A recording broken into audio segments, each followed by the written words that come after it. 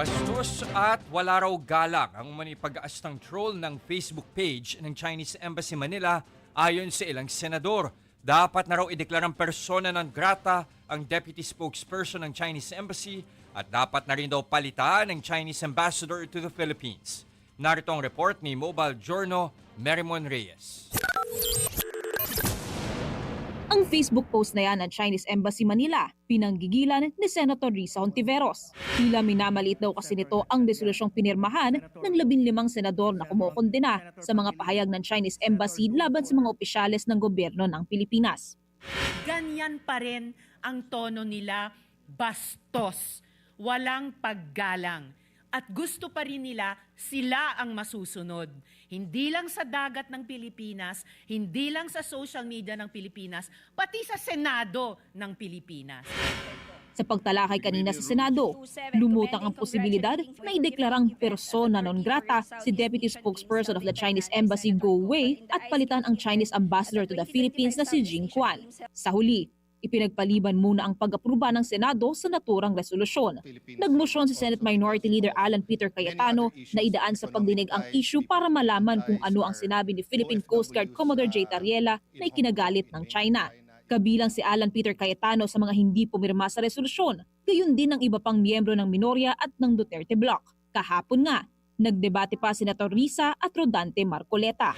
At napakalaki ng China, napakamayaman ng ekonomiya ng bansa na pwede po natin sigurong maging siguro kakampi sa mga darating pong mga panahon kung maisasantabi po natin ang mga sigalot na namamayani sa ating bansa. In principle, bakit hindi? Pero pwede ba nating maging kakampi ang China kung ipagpapatuloy niya ang pinaggagawan niya sa ating karagatan, sa internet? Isda. Bukod kay Marcoleta, hindi rin kasama sa mga pumirma sa resolusyon si Senador Robin Padilla. Suggestion pa nga niya. Matagal ko na rin sinabi na may budget naman ng Coast Guard, ba't di kayo bumili ng mas malakas na water cannon at gumanti kayo?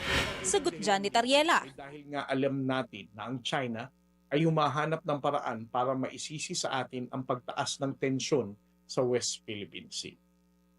The moment we use our water cannons, the Chinese Coast Guard may have a justification to increase their aggression to the next level.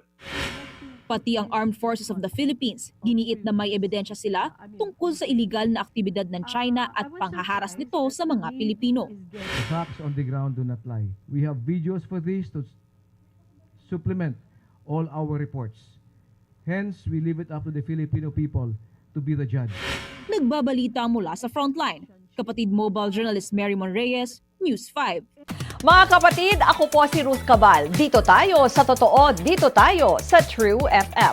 Mag-follow at mag-subscribe din po kayo sa aming social media accounts at True Network PH. Diyan po yan sa aming X na dating Twitter, sa FB, sa Instagram, sa YouTube, sa TikTok at sa mga podcast. At syempre, tutok din po kayo sa Signal True TV Channel 19.